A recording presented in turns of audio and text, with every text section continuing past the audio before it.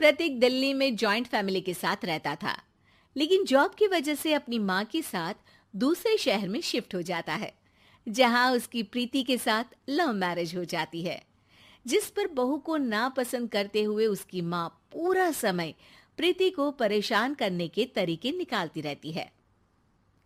प्रीति, कहाँ हो? सुबह का नाश्ता दोपहर में खिलाओगी क्या?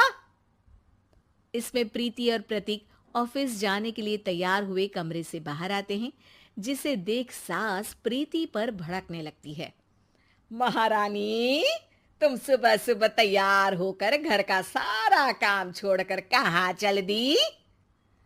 जी वो ऑफिस। हैं? तुम ऑफिस से जाओगी तो घर में जो सफाई, नाश्ता, खाने का काम है वो क्या मैं करूंगी? माँ, मैंने उससे वादा किया था कि वो जॉब कंटिन्यू कर सकती है। अरे वाह जी वाह, दोनों आपस में सलाह कर फैसले ले लिए। मैं क्या यहाँ बेवकूफ बैठी हूँ? मुझसे पूछना किसी ने जरूरी नहीं समझा? मम्मी, आप फिक्र ना करें, मैं आज ही रेजिग्नेशन दे दूंगी। प्रीति ऑफिस के लिए चली जाती है और अगले दिन से जॉब छोड़ घर के कामों में लग जाती है, लेकिन साथ ही उदास भी रहने लगती है, जिसे देख प्रतीक को अच्छा नहीं लगता। मुझे पता है तुम्हें अपनी जॉब कितनी पसंद थी। आई एम सॉरी प्रीति। अरे कुछ नहीं होता, बस मम्मी खुश रहनी चाहिए। अब प्रीति अपनी सास को खुश करने और उनका दिल जीतने की जी तोड़ कोशिश करती रहती है, पर सास कभी उससे सीधे मुंह बात तक नहीं करती। इसी तरह दिन बीतने लगते हैं।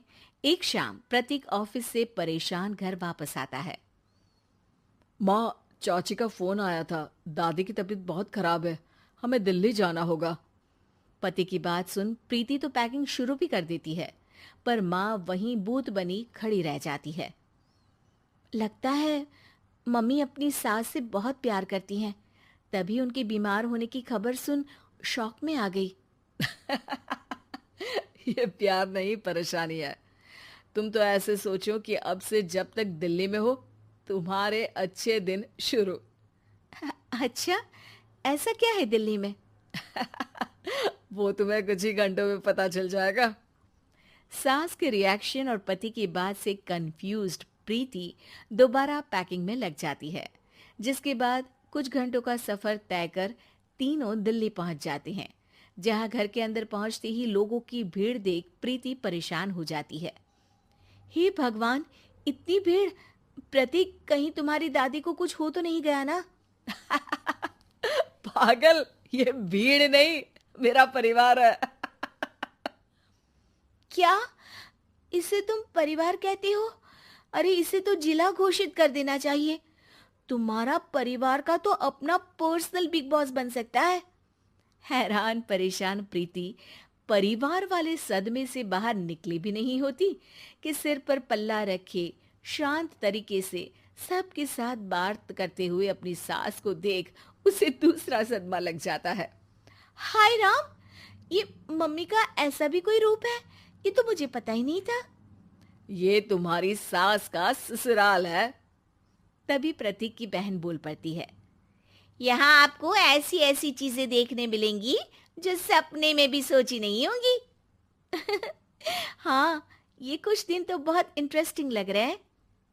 सब एक साथ दादी के कमरे में जाते हैं, जहाँ पहुंचते ही उसे दादी की आवाज सुनाई देती है। क्यों रे, सास से मिलने की फुर्सत मिल गई? दूसरे शहर जाकर छूट क्या मिली? तुम तो भटकता पंछी बन गई। इतने समय में ये तक नहीं पूछा कि जिंदा भी हूं या मर गई। प्रीति की सास अपनी सास के पैर छूती है। अरे कैसी बात कर रही है मम्मी, आपको तो मेरी उम्र भी लग जाए। अरे बस कर, ये झूठी उम्र देने वाली बातों का दिखावा ना कर। तेरा बस चले ना तो जो मेरी बची कुची जिंदगी है वो भी अभी खत्म कर दे। अरे बहू कहाँ है? इस पर सास प्रीति को दादी से मिलवाती है। दादी प्रीति को बहुत प्यार देती है। क्यों बहू, तेरी ये सास परेशान तो नहीं करती ना? अगर करती है तो अभी बता दे, मैं इसकी क्लास लगा दूंगी। अरे कैसी बात कर रही है माँ जी, भला मैं क्यों किसी को परेशान करूंगी। प्रीति अपनी सास का ये रूप एंजॉय कर ही रही होती है कि तभी चाची वहां आकर प्रीति को अपने साथ ले जाती है। सास की क्लास लगते देख जो खुशी मिल रही थी वो तुम्हारे चेहरे से साफ पता चल रही थी, इसीलिए ले आई, क्योंकि अगर उन्हें पता चल जाता तो तुम्हारी खैर नहीं थी। थैंक यू चाची जी। चाची और प्रीति घर में झूले पर बैठी बात कर ही रही होती है कि उसकी सास भी वहां आ जाती है। मतलब यहाँ सारा काम मैं करूं और तुम बैठी हंसी ठिठोली करो? अरे चलो जाओ खाना बनाओ। सास प्रीति को डांट कर काम करने भेज देती है, जिसे दादी देख लेती है और एक बार फिर सासू माँ की क्लास लग जाती है, जिसे पूरा परिवार मजे से खड़ा होकर देखने लगता है। क्यों रे, मैंने तुझे काम बोला और तू उस बच्ची को परेशान कर रही है। सास की कोई इज्जत रह गई है इस घर में या नहीं?